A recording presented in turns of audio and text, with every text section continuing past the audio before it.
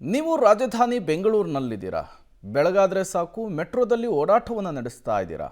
ಹಾಗಾದರೆ be careful. ಯಾಕಾಗಿ, ಏನಾಯಿತು ಅಂದ್ರ ಇಲ್ಲಿದೆ ನೋಡಿ ಡೀಟೇಲ್ಸ್. ಮೆಟ್ರೋ ಪ್ರಯಾಣಿಕರೇ, ರೂಲ್ಸ್ ಬ್ರೇಕ್ ಮಾಡಿದ್ರೆ ಜೋಕೆ. ನಿಯಮ ಮೀರುವವರ ಮೇಲೆ ಹದ್ದಿನ ಕಣ್ಣಿಟ್ಟ BMRCL. ಮೆಟ್ರೋ ರೂಲ್ಸ್ ಬ್ರೇಕ್ ಮಾಡುವ ಪ್ರಯಾಣಿಕರು ನೋಡಲೇಬೇಕಾದ ಸ್ಟೋರಿ ಇದು.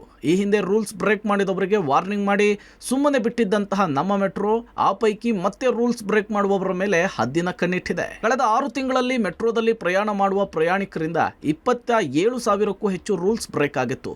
ರೂಲ್ಸ್ ಬ್ರೇಕ್ ಮಾಡಿದ ಎಲ್ಲರಿಗೂ ಕೂಡ ಮೆಟ್ರೋ ವಾರ್ನಿಂಗ್ ಮಾಡಿ ಇನ್ಮೇಲೆ ರೂಲ್ಸ್ ಬ್ರೇಕ್ ಮಾಡದಂತೆ ಸೂಚನೆ ಕೊಟ್ಟಿತ್ತು.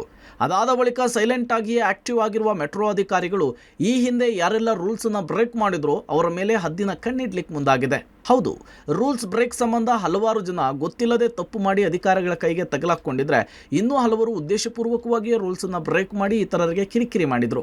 ಆದರೆ ಎಲ್ಲರಿಗೂ ಕೂಡ ವಾರ್ನ್ ಮಾಡುವ ಮೂಲಕ ಗಂಭೀರ ಕ್ರಮ ಕೈಗೊಳ್ಳದೆ BMRCL ಅಧಿಕಾರಿಗಳು ತಪ್ಪು ಮಾಡಿದವರಿಗೆ ಬುದ್ಧಿ ಹೇಳಿ ಕಳುಹಿಸಿದರು. ಆದರೆ ಬುದ್ಧಿ ಹೇಳಿದ ಬಳಿಕ 27,000 ಪ್ರಕರಣಗಳ ಪೈಕಿ ಮತ್ತೆ ಯಾರು ಪದೇ ಪದೇ ಅದೇ ತಪ್ಪನ್ನು ಮಾಡ್ತಾರೋ ಅಂಥವರ ವಿರುದ್ಧ ಶಿಸ್ತು ಕ್ರಮಕ್ಕೆ ಮುಂದಾಗಿದೆ.